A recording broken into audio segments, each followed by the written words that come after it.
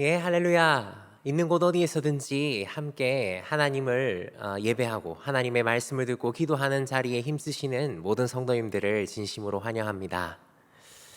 제가 어울리지 않게 역사를 전공했습니다. 제가 역사를 전공하면서 수많은 재미있는 이야기들을 많이 보았는데 저는 조선시대 역사를 참 좋아하고 또 많이 살펴봤던 것 같습니다. 그런데 그 역사 가운데서 아주 흥미로운 사람, 저에게 있어 흥미로운 인물이 있는데 흥선대원군입니다. 흥선대원군 이하응이지요. 어르신들께서도 성도님들께서 다 잘 아시는 그런 사람이지만 이 사람은 굉장히 독특하고 굉장히 주목할 만한 그런 사람입니다. 일단 대원군이라는 자체가 이 이하응 이 사람밖에 없습니다. 왕의 자리에 앉은 적이 없으면서도 살아있는 왕의 아버지로 대원군이라는 칭호를 받은 사람이 이 사람밖에 없으니까요. 그런데 이 사람이 자신의 시기를 기다리는 방식이 참으로 독특했습니다. 당시에 권세가이던 안동 김씨의 견제를 피해서 그는 건달처럼 행세를 합니다. 그래서 오죽했으면 이 이항의 별명이 상갓집의 개였겠습니까? 그런 건달 행세를 하면서 파라코 행세를 하면서 권세가들의 그 경쟁자들의 눈을 피했었고 조용히 힘을 기르며 때를 기다리다가 결국에는 대원군의 자리에까지 오르고 역사에 큰 족적을 남기게 되지요. 그래서 저는 이 사람 호불호도 있고 좋은 것도 있고 나쁜 것도 있지만 이 사람에 대해서 참 인상 깊게 읽었던 기억이 있습니다. 사자성어에도 보면 불비불명이라는 말이 있지 않습니까? 직역하면 새가 날지도 않고 울지도 않는다는 말이지만 큰 일을 하기 위해서 조용히 적절한 때를 기다린다라는 뜻을 가지고 있지요. 그러니까 그 시기를 위해서 어떤 기다림을 가지느냐, 어떤 노력을 하느냐, 그런 내용들이라고 볼 수 있습니다. 성경에서도 그 때와 시기를 이야기하고 있지 않습니까? 우리가 잘 아는 전도서를 보십시오. 전도서 3장 1절에 보시면 이렇게 이야기합니다. 범사에 기한이 있고 천하 만사가 다 때가 있나니라고 말입니다. 날 때와 죽을 때, 심을 때와 거둘 때, 울 때와 웃을 때, 찾을 때와 잃을 때 등등 인생의 그때 시기들은 정말 다양하게 있지요. 그래서 전도서 3장 11절에 하나님이 모든 것을 지으시되 때를 따라 아름답게 하셨고 또 사람들에게는 영원을 사모하는 마음을 주셨느니라. 그러나 하나님이 하시는 일의 시종을 사람으로 측량할 수 없게 하셨도다 라고 하면서 이 때에 대해서 요약하고 있음을 우리가 볼 수 있습니다. 하나님께서 아시기 때문에 우리 인간이 이 시기를 정확하게 아는 것은 그야말로 불가능에 가까운 것입니다. 내가 생각한 최적의 때, 내가 생각한 최고의 때 그 시기다라고 생각했는데 그런 것이 아닐 때가 얼마나 많습니까? 실제와는 거리가 멀 때가 있습니다. 왜 내 주식값만 떨어지고 내 땅값만 오르지 않을까요? 우스갯소리이고 그런 말이지만 시편 기자는 이렇게 이야기했습니다. 여호와여 어느 때까지니까 나를 영원히 잊으시나이까 주의 얼굴을 나에게서 어느 때까지 숨기시겠나이까 라고 말입니다. 이런 부르짖음이 이해가 갑니다. 하나님에게 그 때와 하나님에게 그 시기가 있기 때문에 그 방법이 있기 때문에 우리는 그저 그 하나님을 따라가야 하기 때문에 우리가 그 때를 알기란 여간 어려운 것이 아니기 때문에 정말 이 시편 기자의 울부짖음이 정말 동감이 가지요. 그런데 오늘 본문에서도 마찬가지를 볼 수 있는 것 같습니다. 오늘 출애굽기 2장 11절에서부터 25절까지 전체의 본문에 보면 그때가 어떤 시기일까요? 그리고 그 시기가 우리에게 어떤 의미를 줄까요? 2장 11절을 한번 보시겠습니까? 2장 11절에 보면 이 시기입니다. 어느 때냐? 모세가 장성한 후에입니다. 장성하다는 말, 다 컸다, 성인이 되었다라는 그런 말이지 않겠습니까? 성경의 다른 곳에서는 이때가 모세의 나이 한 40세 정도라고 이야기하는 곳도 있지요. 그러니까 장성하다라는 것은 단순히 육신의 성장이라는 의미도 있겠지만 그 의미를 넘어서서 정신적인 성장, 완숙의 의미도 있을 것입니다. 무슨 말이냐? 모세는요, 히브리 사람이면서 애굽, 이집트의 왕궁에 있는 사람입니다. 히브리 사람이면서 애굽 왕의 공주의 아들이 되어 있지요. 그러니까 그는 그 정체성에 상당한 의문을 가지고 있을 때입니다. 그 정체성에 대한 상당한 질문을 하고 있었을 것이고 또 그에 따른 사명에 대해서 고민하고 있을 때라는 것이죠. 그런 때, 그런 시기에 그가 장성한 후에, 그러니까 그가 성숙해서 무언가를 할 수 있을 만한 그때입니다. 그런데 그때에 한 번은 자기 형제들에게 나갑니다.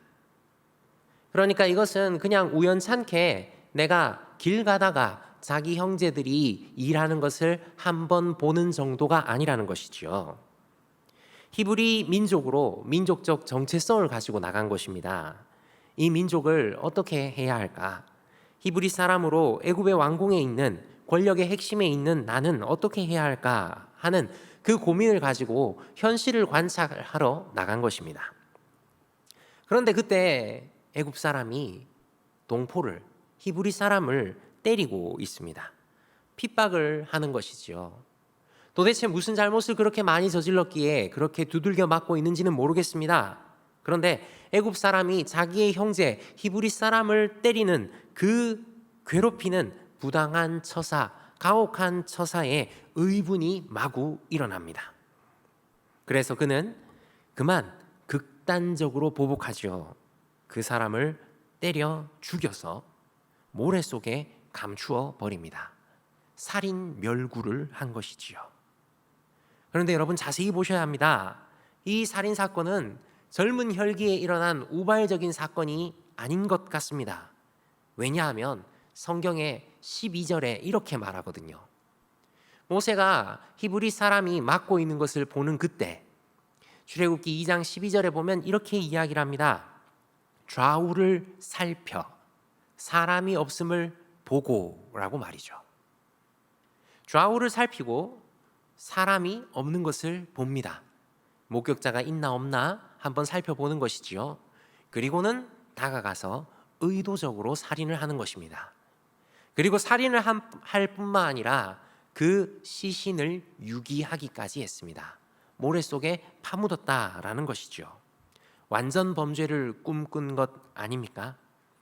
젊은 혈기에 우발적으로 했다기보다는 그야말로 계획적으로, 그야말로 주위를 살핀 다음에 앞뒤를 생각한 다음에 살인하고 또 그 시신까지 유기하는 치밀한 범죄를 한 것입니다. 그렇게 하루가 지나고 아무 일도 없었던 것처럼 이튿날 다시 나갑니다. 똑같은 고민을 하지 않았을까요? 우리 민족을 어떻게 해야 할까? 이 핍박받고 있는, 고통받고 있는 우리 민족을 내가 어떻게 해야 할까 하는 그 고민으로 가득 차서 나갔을 것입니다. 그런데 13절에 아주 황당한 상황을 마주하게 됩니다. 13절을 보시면 이렇게 이야기합니다. 두 히브리 사람이 서로 싸우는지라. 두 히브리 사람이 서로 싸우고 있습니다. 아니, 우리의 적은 다른 곳에 있는데 애굽 사람들이 우리를 핍박하며 애굽 사람들이 우리를 공격하고 있는데 그런 상황에서 우리가 하나가 되어서 똘똘 뭉쳐서 대항을 해도 모자랄 이 판국에 히브리 사람들끼리 싸우고 있는 것입니다. 형제들끼리 싸우고 있는 것이지요. 핍박의 현실, 내분의 현실이 있습니다. 외부의 고통과 내부적 분열까지 있다면 그야말로 이 히브리 사람들, 이스라엘 사람들의 미래는 어두울 수밖에 없습니다.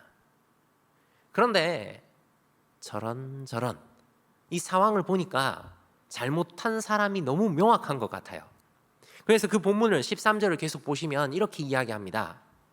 그 잘못한 사람에게 이르되, 모세가 그 명백하게 잘못하고 있는 그 사람에게 말하는 것이죠. 그 사람에게 말하는데 네가 어찌해서 동포를 치느냐라고 꾸짖는 것입니다. 뭐 하는 짓이야? 왜 형제를 때리고 그래? 라고 말리는 것이죠. 말리고 혼을 냅니다. 모세가 어떤 사람입니까? 이집트 왕궁에 있는 사람이죠. 당시는 지금과 다릅니다. 당시에는 그 사람의 입고 있는 옷이 그 사람의 신분을 나타내 주었습니다. 즉 어디에서나 그 사람을 보면 그 사람이 귀한 사람이다라는 것을 단박에 알아챌 수 있었지요. 그러니까 모세가 딱 등장해서 싸움을 말리고 잘못한 사람에게 너 지금 뭐 하는 짓이야? 왜 그러는 거야? 라고 하면 이 사람들은 깨갱하고 머리를 숙여야 한다라는 것입니다. 범상치 않은 사람이 말을 한 것이죠. 그런데 더 놀라운 일이 여기서 일어납니다. 그 말씀을 계속 보시겠습니까? 그 사람이, 혼나던 사람이 이렇게 이야기합니다. 2장 14절에 그가 이르되 누가 너를 우리를 다스리는 자와 재판관으로 삼았느냐? 누가 너를 우리를 다스리는 자와 재판관으로 삼았느냐라고 이야기합니다. 요약하면 뭐겠습니까? 네가 뭔데? 이렇게 나온 것입니다. 당신은 지금과 다릅니다. 애굽에서 모세가 나타났을 때 모세는 왕궁에 살던 사람이고 겉으로 딱 보면 알 수 있습니다. 그 옷이 신분을 나타내니까요. 그런데 그 딱 봐도 신분이 고귀하고 또 높은 사람인 것 같은 그 모세가 뭐라고 말하는데 당당하게 이야기하는 것입니다. 네가 뭔데? 라고 말이죠. 야, 보면 몰라? 내가 높은 사람인 거 안 보여? 분명히 그렇게 이야기할 수 있는데 네가 뭔데? 라고 이야기를 하는 것입니다. 어처구니가 없죠. 그런데 그 뒤에 한마디를 더 붙입니다. 내가 애굽 사람을 죽인 것처럼 나도 죽이려느냐?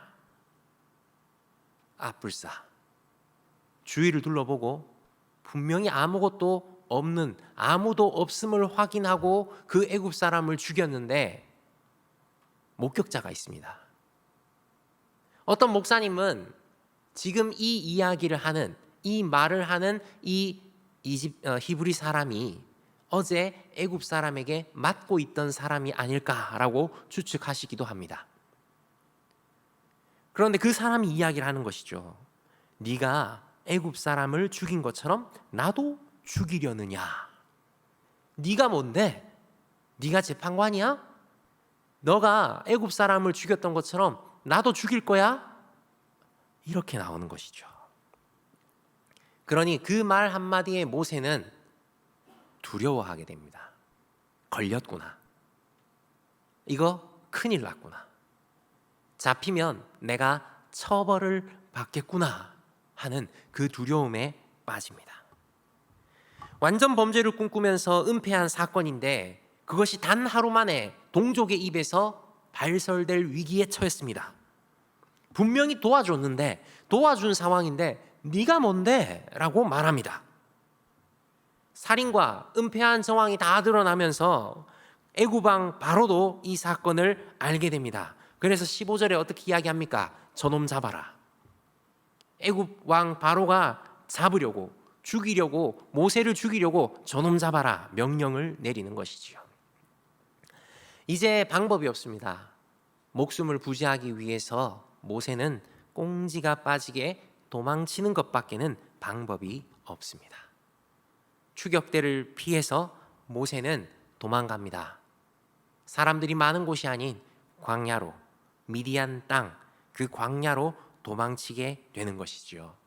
그리고 그 우물가에 앉았습니다.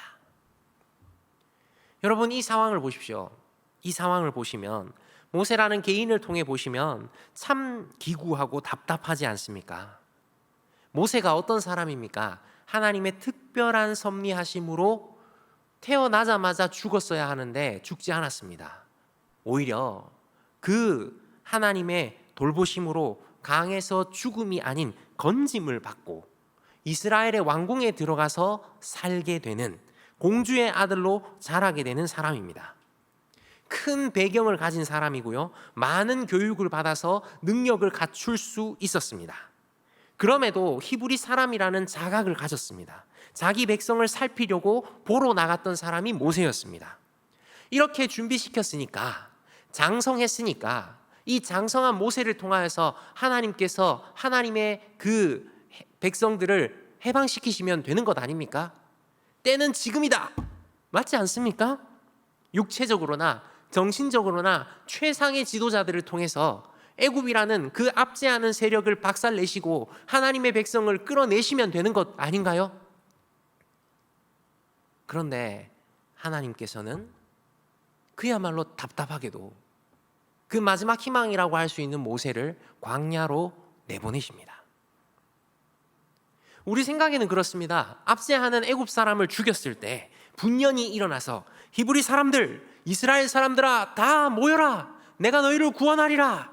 우리가 이 애굽의 압제로부터 벗어나자라고 하면서 갑자기 지도자의 위치로 촥 올라가고 반역을 일으켜서 하나님의 백성을 데리고 하나님께서 약속하신 땅으로 가면 될 것 같습니다. 그런 배경과 능력이 있는 지도자가 있고 사람들의 그런 고통은 극에 달했으니까 사람들이 호응해 줄 것 아닙니까? 그런데 오히려 모세는 어떤 상황입니까? 동족들에게도 히브리 사람들에게도 네가 뭔데? 이 소리를 듣습니다. 히브리 사람들에게도 나도 죽이려고 하면서 자신의 범죄에 대한 밀고를 당합니다. 그래서 한순간에 공주의 아들에서 도망자로 지금 떠돌아야 하는 것입니다. 이게 도대체 무슨 상황입니까? 모세의 마음이 어땠을까요? 그리고 하나님의 계획은 도대체 어떤 것일까요? 이 시점에서 보면 하나님은 실패하신 것 아닙니까? 그 때를 위해서 이집트 왕궁에서 키우던 그 사람이 이집트 왕궁에서 실각해 버렸는데, 광야로 쫓겨나 버렸는데 아무것도 기대할 수 없게 되었으니 하나님 실패하신 것 아닌가요? 그러나 사랑하는 성도 여러분, 우리가 결말을 알다시피 우리가 그 하나님의 신실하심을 알기에 우리의 생각과 하나님의 생각이 다르다라는 것을 우리가 알 수 있습니다. 우리가 생각한 때와 하나님의 때는 다르다라는 것을 우리가 알아야 한다는 것입니다. 우리가 최선이라고 생각한 것과 하나님의 최선은 거리가 있을 때가 있습니다. 아니, 많습니다. 우리가 인생을 살면서 지금이야, 지금이라고 생각하고 뛰어든 그 순간 오히려 더 큰 실패를 경험할 때가 있죠. 오히려 더 큰 고통, 상실의 고통을 경험하면서 광야로 내몰린 것 같이 느껴질 때가 있습니다. 참으로 어렵지요. 그때를 분별하기가 어렵고 하나님의 마음을 알기도 어렵고 하나님의 계획을 발견하기가 더 어렵습니다. 그렇게 느껴집니다. 그러면 그냥 무기력하게 물 흘러가는 대로 둬야 합니까? 계획 따위는 사치스러운 것이니 세우지도 말고 그냥 시간을 보내다 보면 하나님께서 알아서 다 해주시는지요? 그렇지는 않을 것입니다. 우리의 필요한 자세는 내가 맞다고 생각한 바를 주장하기보다는 하나님의 때와 방법이 있음을 겸손하게 인정하는 것입니다. 모세는 비록 광야로 도망쳐 도망자의 삶을, 광야에서 상실과 고통의 삶을 사는 것 같지만 하나님은 그 사건과 그 시간을 통해서 오히려 모세를 다듬으십니다. 준비시키십니다. 우리는 그냥 이 결핍과 이 고통의 시간이, 이 순간들이 빨리 지나가기만을 바라지만 하나님은 그 시간을 통해서 우리를 알맞게 빚으십니다. 하나님은 하나님의 때에, 하나님의 방법대로 하나님의 백성을 가장 좋은 곳으로 인도하십니다. 우리 하나님이 그야말로 정의 없으신, 그야말로 그 재판장에 앉아서 아무런 감정 없이 일을 처리하는 그런 분이 아니십니다. 곤봉을 들고 네가 잘했니 못했니 따지시는 분이 아니시라는 거죠. 결핍된 가운데 우리를 던져 넣으시고 버려두시는 분이 아니라 넉넉한 품에 품으시고 적당한 자극을 통해서 우리를 성장시켜 주시는 그런 분이십니다.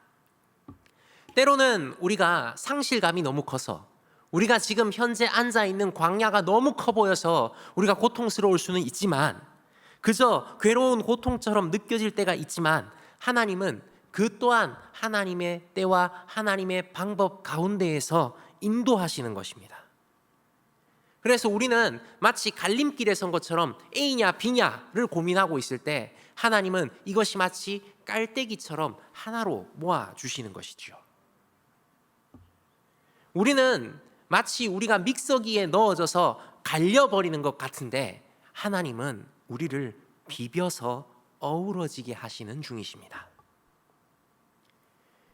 우리 하나님은 빌립보서 2장 6절에서 고백하듯이 함께 읽어볼까요? 빌립보서 2장 6절입니다.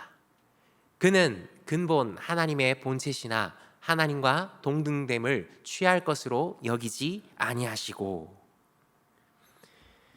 하나님과 같은 분이십니다. 하나님이시지요. 그런데 그 하나님과 동등됨을 취할 것으로 여기지 않으셨습니다. 오히려 자신을 비워서 종의 형체를 가시사 사람들과 같이 되신 분입니다. 완전한 하나님이시면서 완전한 사람으로 이 땅에 오신 분이시지요. 그래서 하나님의 마음과 사람의 마음을 완벽하게 이해하고 아시며 우리를 위해서 크고 놀라운 하나님의 계획을 이루신, 끝까지 사랑하셔서 우리에게 가장 좋은 것으로 주시는 분이십니다. 이런 분이 우리 하나님이십니다. 그래서 하나님의 백성이 고된 인생으로 말미암아 고통으로 하나님께 부르짖을 때 하나님은 들으십니다. 하나님은 함께 하십니다. 하나님은 어루만져 주십니다. 하나님 어떻게 어루만져 주시나요? 고통 가운데 부르짖는데 우리를 어떻게 어루만져 주시나요? 오늘 본문에서 말하고 있지 않습니까? 출애굽기 2장 24절과 25절의 말씀 우리 함께 보시겠습니까? 24절입니다. 하나님이 그들의 고통 소리를 들으시고 하나님이 아브라함과 이삭과 야곱에게 세운 그의 언약을 기억하사 하나님이 이스라엘 자손을 돌보셨고 하나님이 그들을 기억하셨더라. 하나님이 들으신대요. 하나님이 기억하고 계신대요. 하나님이 돌보십니다. 하나님이 기억하셨다라고 합니다. 그런데 이 마지막 기억하셨다는 원어로 살펴보면 하나님이 아셨다입니다. 하나님은 하나님의 백성의 소리를 들으시고 그 약속을 기억하고 계십니다. 그리고 그 백성을 돌보시고 그들을 아십니다. 창조주이자 온 땅의 주인 되시는 그 하나님, 그 놀라운 하나님이 나와 전혀 상관없이 저 멀리 계신 것이 아니라 그분이 나에 대해서 들으십니다. 나와 약속한 것들을 아십니다. 상한 마음을 돌보십니다. 그리고 내 이름을 아시지요. 그런 분이십니다. 얼마나 감사합니까? 그래서 시편 기자가 이 하나님에 대해서 이렇게 고백하지 않습니까? 시편 8장 8편 4절에 사람이 무엇이기에 주께서 그를 생각하시며 인자가 무엇이기에 주께서 그를 돌보시나이까. 또 말합니다. 스바냐서 3장 17절을 보십시오. 너의 하나님 여호와가 너의 가운데 계시니 그는 구원을 베푸실 전능자이시라. 그가 너로 말미암아 기쁨을 이기지 못하시며 너를 잠잠히 사랑하시며 너로 말미암아 즐거이 부르며 기뻐하시리라 하리라 라고 말입니다. 어두움을 밝히시는 빛이신 하나님, 그 빛이신 주님이 방황하는 내 마음을 아시고 주의 길을 비추어 주십니다. 나의 어떠한 가능성이나 나의 어떠한 소유 때문이 아니라 하나님께서 나를 사랑하여 주심으로, 주님께서 택하여 주심으로 말미암아 말입니다. 나태주 시인이라고 유명한 시인이 이렇게 말을 했지요. 그의 시 풀꽃에서 이렇게 말을 합니다. 자세히 보아야 예쁘다. 오래 보아야 사랑스럽다. 너도 그렇다 라고 말이죠.